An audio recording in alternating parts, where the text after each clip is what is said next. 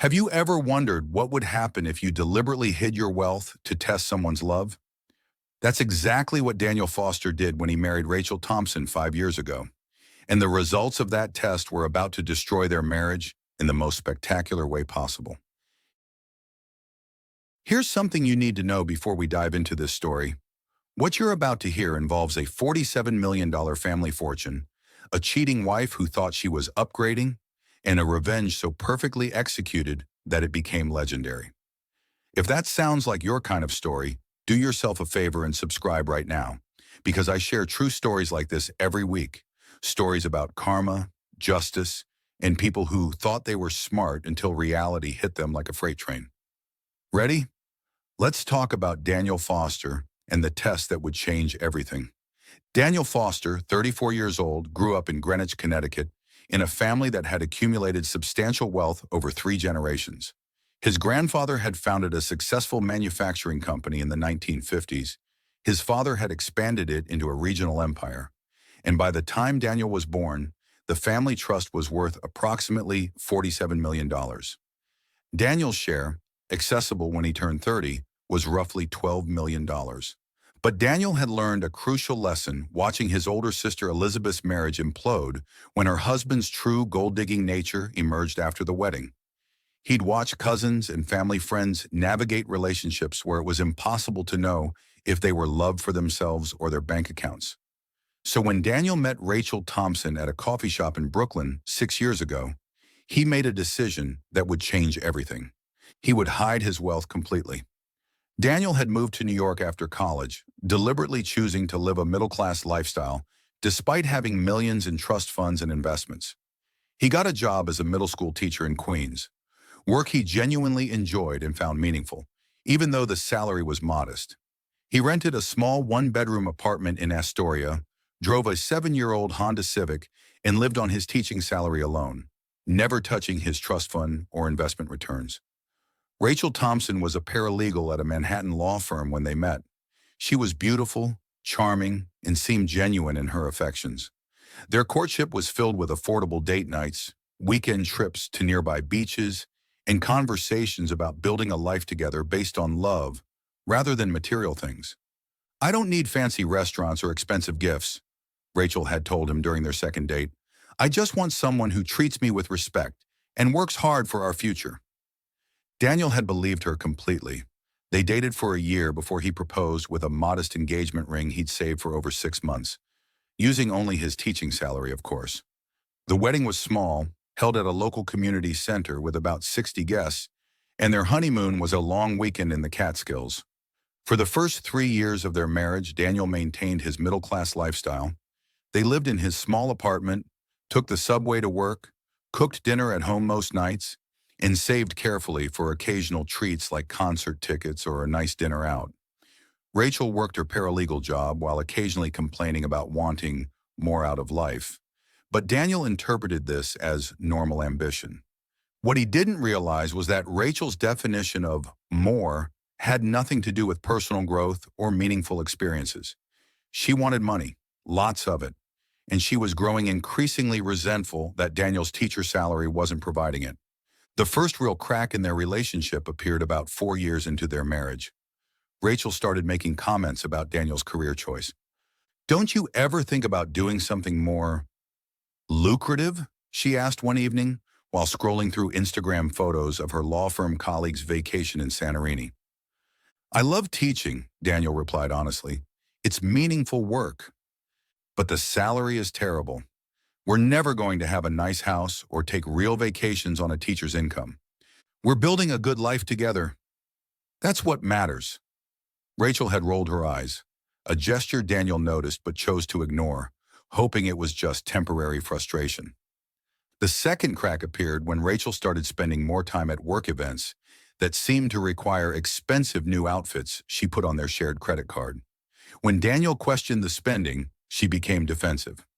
"I need to look professional for firm events. Everyone there is wearing designer clothes. I can't show up looking like I shop at Target." "We agreed to stick to a budget," Daniel reminded her gently. "Your budget is suffocating me, Daniel. I'm 31 years old and I'm living like I'm still in college. My colleagues are buying condos and going to Europe, and I'm clipping coupons for groceries. Those colleagues probably have law school debt and are living beyond their means. Or they're just more successful than my middle school teacher husband. The third crack was when Daniel discovered Rachel had opened a secret credit card in her own name and had racked up nearly $15,000 in charges: designer handbags, expensive cosmetics, luxury dinners at restaurants Daniel had never been to. "Rachel, we need to talk about this," Daniel said, holding the credit card statement he'd found in her purse while looking for his car keys. "You went through my purse?" "I was looking for my keys." "Rachel, $15,000? We can't afford this." "You can't afford this. I'm tired of living like we're poor, Daniel. I work hard and I deserve nice things." "We're not poor. We're comfortable and saving for our future." "What future?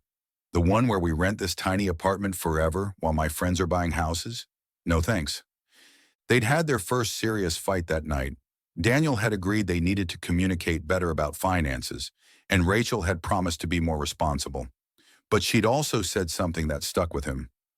"I married you thinking you had ambition. Now I realize you're just comfortable being mediocre." That hurt more than Daniel let on. Not because it questioned his ambition. He knew he was doing exactly what he wanted with his life. But because it revealed something about Rachel's values that he'd either missed or refused to see. She measured worth by income and status, not by character or fulfillment. But Daniel loved her, and he believed they could work through it. He doubled down on his commitment to living modestly, assuming that Rachel would eventually appreciate the stability and authenticity of their life together. He was wrong. The complete breakdown of their marriage began 5 months ago at a charity gala that Rachel's law firm hosted for major clients. Daniel had agreed to attend despite his general dislike of such events, wearing his only suit and trying to make small talk with lawyers and corporate executives who earned in bonuses what he made in a year. That's where Rachel met Marcus Henderson. Marcus Henderson was everything Daniel wasn't, at least on the surface. At 42, Marcus was a successful real estate developer who specialized in luxury condominium projects in Manhattan and Brooklyn. He drove a BMW M5, wore Rolex watches, and had recently been featured in a New York Magazine profile about Manhattan's most eligible bachelors, despite being married at the time to his now ex-wife. Marcus was also a client of Rachel's law firm, which was handling some property transactions for his development company. Daniel watched from across the room as Marcus approached Rachel, noting the way she lit up at his attention in a way she hadn't lit up for Daniel in months. They talked for nearly an hour at that gala, and Daniel noticed Rachel laughing at Marcus's jokes with an enthusiasm she rarely showed anymore at home. "Who's the guy you were talking to?" Daniel asked on the subway ride home. "Marcus Henderson. He's a developer, really successful. Did you see that watch he was wearing? Probably worth more than our car." "I'm sure he works hard for his success," Daniel said neutrally. "He does, and he knows how to enjoy the rewards of that hard work, unlike some people." The implication was clear, and it stung, but Daniel remained committed to his plan, living authentically on his teaching salary to see if Rachel's love could survive without material luxury. Over the next 2 months, Rachel started working late several nights a week. She'd come home at 10 or 11 p.m., claiming her firm was handling a major deal for an important client. When Daniel asked which client, she was vague. "Just some real estate stuff. You wouldn't understand the legal complexities." Her phone became permanently password protected. Her credit card bills grew larger. She started buying expensive lingerie that Daniel never saw her wear at home. The signs were obvious to anyone willing to see them. What do you think you would do in Daniel's position? If you suspected your spouse was cheating, would you confront them immediately, or would you gather evidence first? Daniel chose to gather evidence. Not because he wanted to catch Rachel in the act, but because he needed to know for certain before destroying what remained of their marriage with accusations. He hired a private investigator, paying cash from his hidden investment account so Rachel wouldn't see the charge on their joint credit card. The investigator, a former NYPD detective named Sarah Martinez, was professional, discreet, and devastatingly effective. Within 2 weeks, Sarah had documented everything. Photos of Rachel and Marcus having intimate dinners at expensive Manhattan restaurants, Surveillance footage of Rachel entering Marcus's luxury penthouse apartment in Tribeca and not leaving until morning. Credit card receipts showing Marcus had been paying for Rachel's sudden influx of designer purchases. The most damning evidence was audio from a conversation Sarah had recorded using a directional microphone while Rachel and Marcus had drinks at an outdoor cafe in Soho. "When are you going to leave him?" Marcus had asked. "Soon. I'm just waiting for the right moment. He's so predictable and boring with his teacher lifestyle. I can't believe I thought I could be happy living like that." "What attracted you to him in the first place?" "Honestly, I thought he had more ambition. I thought the teaching thing was temporary, that he'd move into administration or educational consulting or something lucrative. I didn't realize he actually wanted to be a middle school teacher forever." "So you married him expecting him to change?" "I married him expecting him to want more out of life. But he's content being poor and noble. It's exhausting." "Well, you won't have to deal with that much longer. Once you leave him, you can move in with me. I'll take care of you the way you deserve." "Promise?" "Promise. You deserve designer bags and Caribbean vacations and a man who can actually afford to give you the lifestyle you want." Listening to that recording in Sarah's office, Daniel felt something inside him go cold. This wasn't about a moment of weakness or a mistake. Rachel had fundamentally misrepresented who she was when they got married. She'd pretended to value character and authenticity while secretly judging him for not being wealthy enough. The irony was almost funny. Almost. "What do you want to do with this information?" Sarah asked. "I want to give Rachel exactly what she's asking for," Daniel said. "But first I need to understand how deep Marcus's feelings really go." "What do you mean?" "Rachel thinks Marcus loves her and will take care of her. I want to know if Marcus sees her as a future partner or just a conquest." "You want me to keep investigating?" "I want you to find out everything about Marcus Henderson. His finances, his dating history, his reputation, everything." What Sarah discovered over the next 2 weeks was illuminating. Marcus Henderson was wealthy, yes, worth approximately $8 million from his real estate developments. But his wealth came with massive leverage and risk. He was currently over-leveraged on 2 major condo projects that were behind schedule and over budget.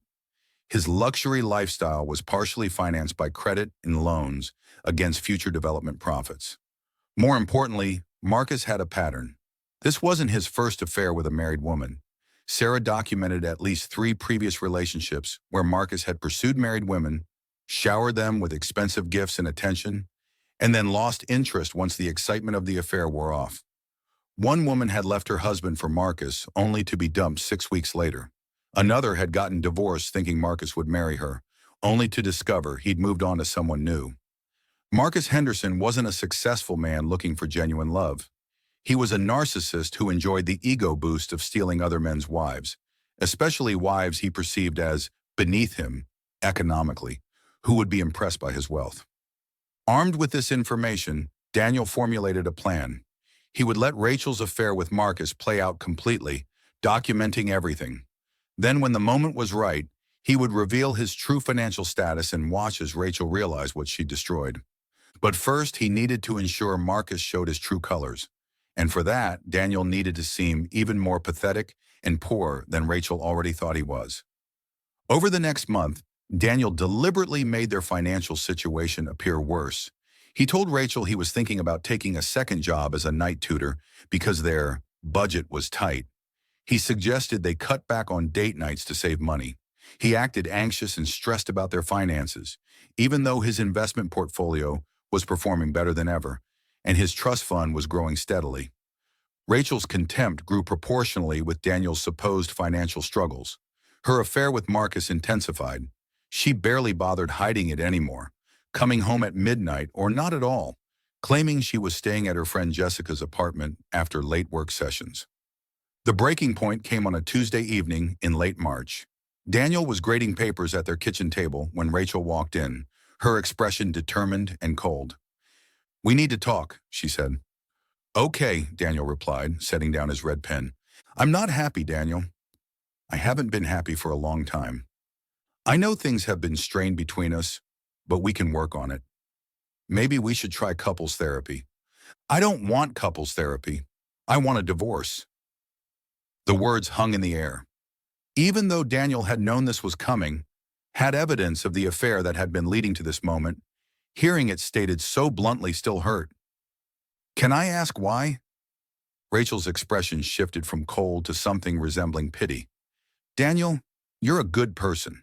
You're kind and caring, and you mean well. But you're never going to be able to give me the life I want.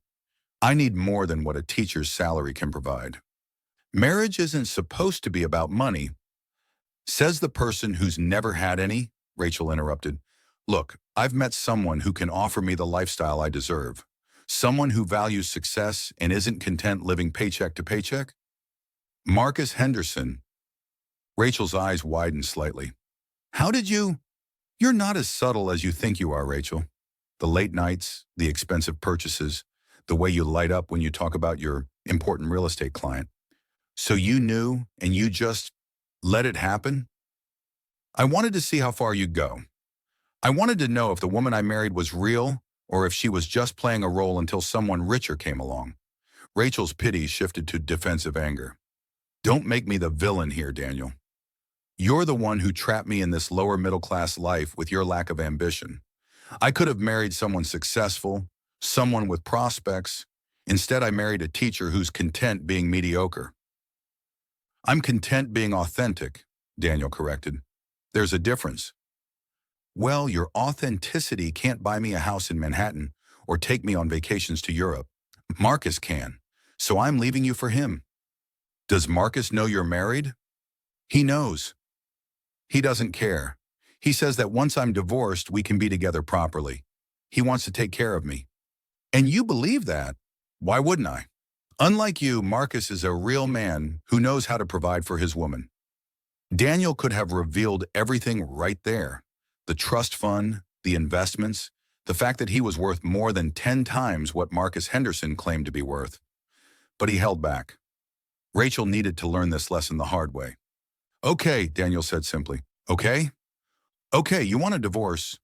I won't fight it, but I want a clean separation. We split our shared assets 50-50, and we each go our separate ways. Rachel looked surprised at his calm acceptance. Just like that. Just like that. You're right that we want different things out of life. You want luxury and status. I want authenticity and meaningful work. Those aren't compatible. So yes, let's get divorced. Well, good. I'm glad you're being reasonable about this. I'm always reasonable, Rachel. It's one of my many boring middle-class virtues. The divorce process moved quickly. Rachel wanted it finalized as fast as possible so she could move in with Marcus. Daniel cooperated completely, splitting their modest joint savings and shared possessions down the middle. The whole settlement was about $43,000 worth of assets, plus their furniture and belongings. Rachel walked away thinking she'd gotten half of everything Daniel owned. She had no idea she'd actually gotten half of everything he'd allowed her to see, which was approximately 0.3% of his actual net worth. What do you think is going to happen when Rachel realizes what she's given up?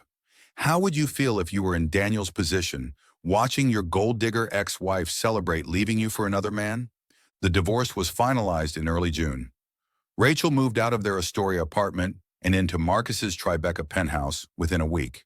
She posted carefully curated photos on social media, designer outfits, expensive restaurant reservations, a new BMW that Marcus had leased for her. Her Instagram captions were particularly revealing: finally living the life I deserve, and upgrade complete, and good things come to those who don't settle. The last one stung, not because it hurt Daniel's feelings, but because of the massive irony. Rachel thought she'd upgraded from a poor teacher to a wealthy developer. In reality, she'd downgraded from a secret multimillionaire to an over-leveraged narcissist with a pattern of discarding women once the novelty wore off. Daniel, meanwhile, continued his teaching job and modest lifestyle. But now that he was single and had no one to hide his wealth from, he began making some changes. He kept his small apartment and his old Honda, but he started quietly managing his investments more actively. He donated substantially to his school district's arts and music programs. Anonymously, of course. He traveled during summer breaks to places he'd always wanted to see. and he waited for Marcus Henderson's true colors to emerge. It took 3 months. Daniel was having coffee with his private investigator, Sarah, when she showed him the latest surveillance photos. Rachel and Marcus had a major fight last night, Sarah reported. My audio caught most of it. Want to hear? Absolutely. Sarah played the recording. It was Rachel and Marcus arguing in Marcus's apartment about a credit card bill. $5,000 at Saks? Marcus's voice was angry. I told you to be reasonable with spending. You said you'd take care of me. You said I deserved nice things. I meant within reason. I'm not made of money, Rachel. But you're a successful developer. You're supposed to be rich. I'm successful, yes, but I have overhead, properties to maintain, loans to service, employees to pay. I can't just throw money at you every time you want a new handbag. But you did when we were having an affair. That was different. That was the excitement phase. Now that you're actually living here, we need to be practical. Practical? You told me to leave my husband so you could give me the lifestyle I deserved. And I am. You're living in a Tribeca penthouse rent-free, driving a BMW I'm leasing for you, eating at nice restaurants several times a week. That's more than your teacher ex-husband ever gave you. But I want more. Well, maybe you should have stayed married to the teacher then. At least he seemed content with your constant demands. The recording continued with more arguing, but Daniel had heard enough.